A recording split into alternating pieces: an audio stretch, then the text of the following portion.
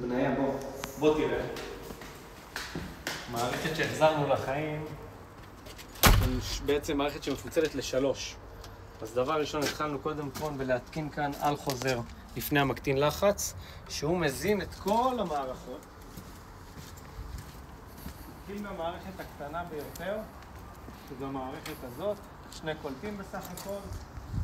יש לנו כאן על חוזר חדש אחרי המשאבה, משאבת סחרור, מכל התפשטות, פורק לחץ 3 בר. יש לנו כאן שני קולטים של כרומגן, כאן היינו צריכים להביא צינור חדש, וגם כאן יש לנו צינור חדש, כמובן. קופסה לרגשים, משחרר אוויר, הכל כמו שצריך. גם לרייזרים שמנו הכל. בואו נראה להם את המערכת הגדולה כאן יש לנו פורק טמפרטורה, משחררי האוויר חדשים ברייזרים.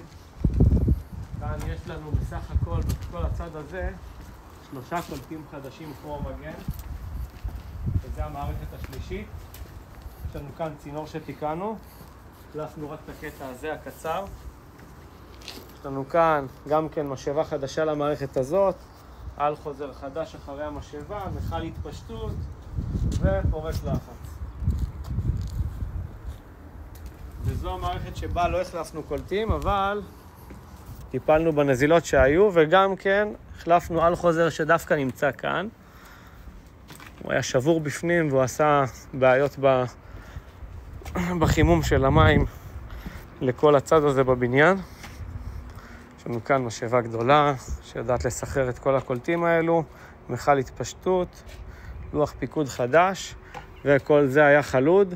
החלפנו כאן הכל, מקצה לקצה עד הקולטים, עם קופסה חדשה, הכל כמו שצריך.